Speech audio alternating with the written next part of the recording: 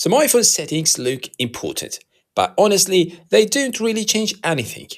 Today, I'll show you 10 iPhone settings you can turn on or off without worrying about performance, speed, or battery. These are not secret speed boosters. These are not hidden battery saving hacks. These are just settings that are mostly personal preference.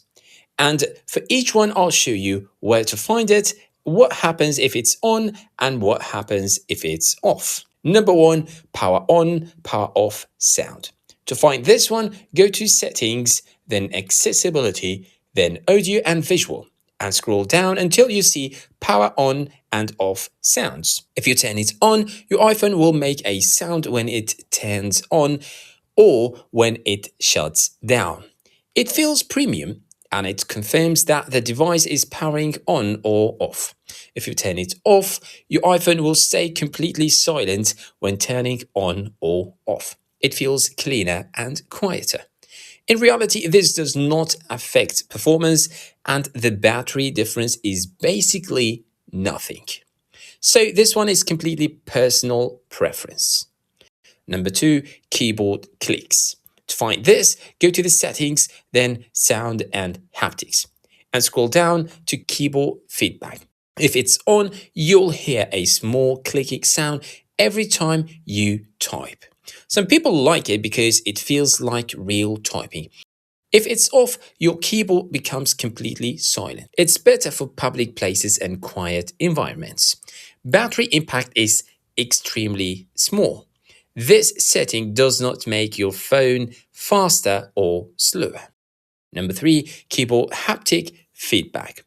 Stay in settings, then sounds and haptics, tap on keyboard feedback, and you will see haptic. If it's on, your phone will vibrate slightly every time you type. It feels modern and satisfying. If it's off, typing feels lighter and slightly more battery friendly.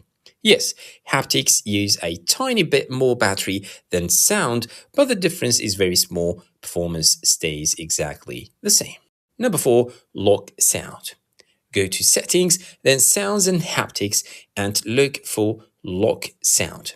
If it's on, you'll hear a small sound when you lock your iPhone.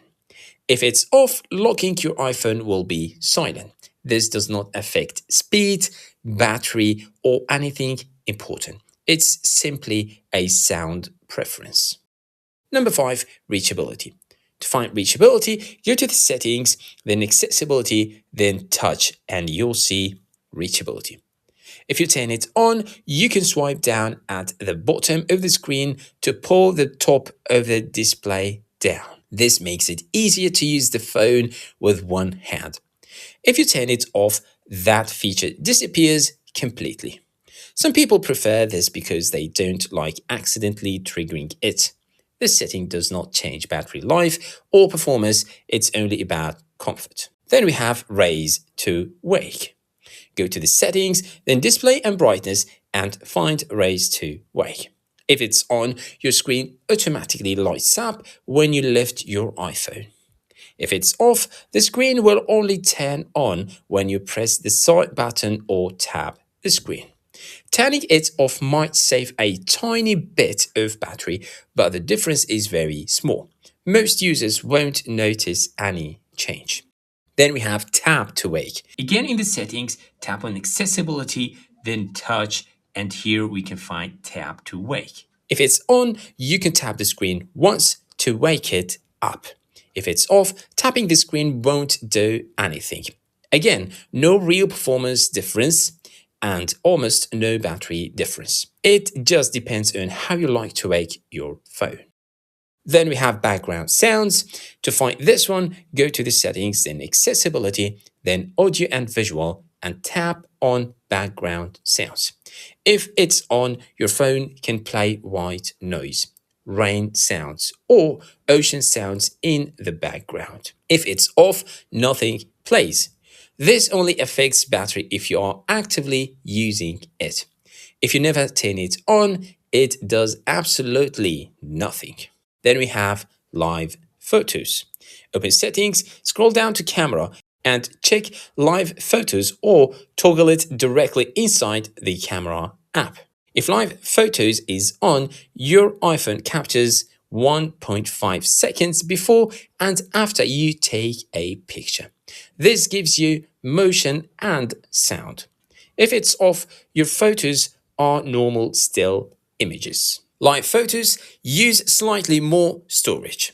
So if you don't really use them, turning them off can help save space over time. Then the last one is auto correction. Go to the settings, then general, then keyboard, and find auto correction. If this one is on, your iPhone automatically fixes spelling mistakes while you type. If it's off, your words stay exactly as you type them. This does not affect speed or battery, it only changes how your typing behaves. So, as you can see, most of these settings don't really change your iPhone in a big way. Turn them on if you like them, turn them off if you don't. Stop worrying about tiny settings and focus on the features that actually matter. Follow for more real iPhone tips.